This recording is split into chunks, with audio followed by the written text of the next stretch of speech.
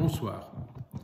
Je vais vous parler de quelque chose d'incroyable qui me scandalise beaucoup et qui scandalise les quelques personnes, rares personnes encore aujourd'hui, trop rares, qui sont au courant.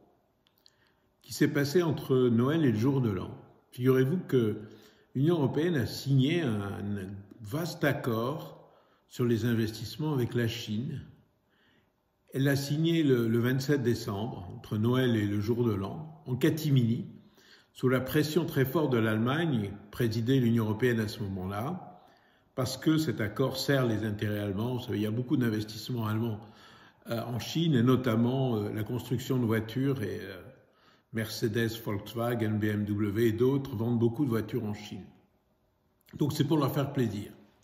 Et dans cet accord, il y a bien sûr une réciprocité. Les Européens voient leurs investissements protégés en Chine, et bien les Chinois ont obtenu en compensation un accès quasiment libre au marché européen pour acheter des entreprises, participer aux marchés publics qui vont rafler parce que entreprises étatiques, ils font du dumping social. Et il y a des dispositions tout à fait incroyables dans cet accord. Je vais vous en citer deux.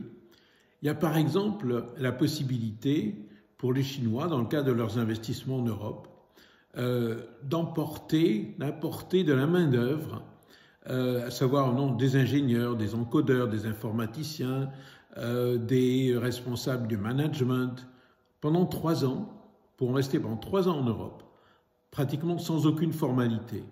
Et bien entendu avec les salaires et les conditions chinoises. Donc il s'agit de la fameuse histoire du plombier polonais, des travailleurs détachés, mais en 10 fois pire, et qui nous sera imposé par ce traité. Aucun contrôle, bien entendu. Comment pourra-t-on contrôler des employés, ouvriers, ingénieurs chinois, ne parlant que chinois, et recevant des salaires qu'on ne connaîtra jamais, dans des conditions sociales, souvent d'ailleurs particulièrement défavorables. Donc voilà la concurrence qu'on aura, et voilà la facilité qu'on donne aux Chinois. On ne la donne pas aux Britanniques, dans le cadre de l'accord du Brexit.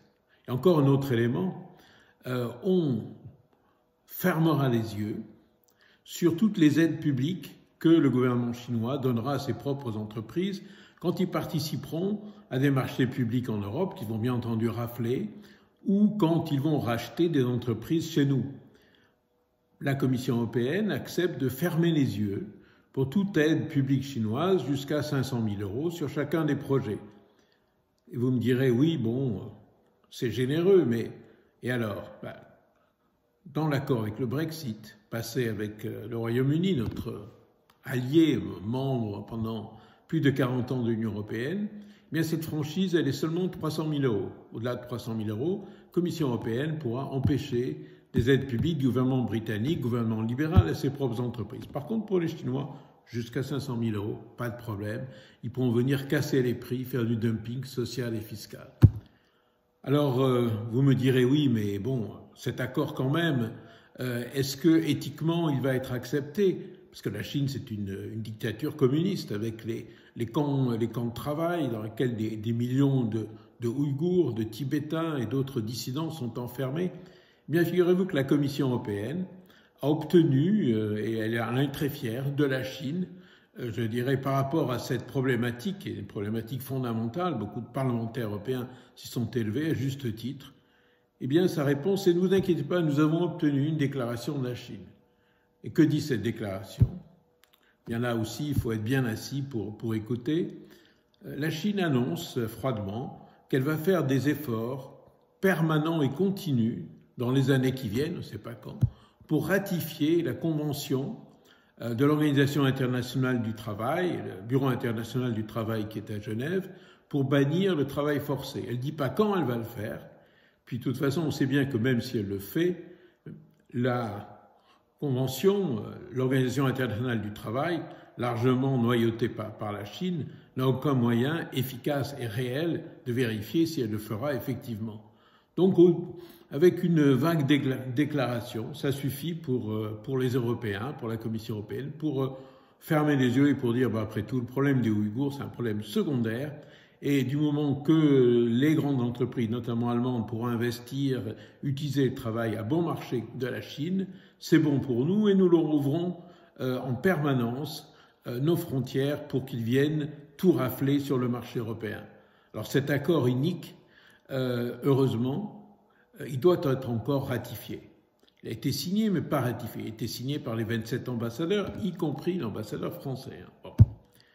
Et là, il faudra s'opposer à sa ratification. Il faut vraiment informer les membres du Parlement européen, que vous connaissez. Il faut informer vos parlementaires, parce que dans chacun de nos pays, cet accord sera ratifié, pour qu'on refuse cette ratification. Et qu'on refuse ce qui sera déjà un préjudice à nos économies énorme, mais aussi une insulte vis-à-vis des millions de personnes qui en Chine souffrent de la dictature du pays. Retrouvez sur mon blog crépusculedesbureaucrates.org, crépuscule des bureaucrates tout attaché, toute l'information en détail sur cet accord scandaleux et faisons en sorte qu'il ne soit pas mis en pratique. Bonne soirée.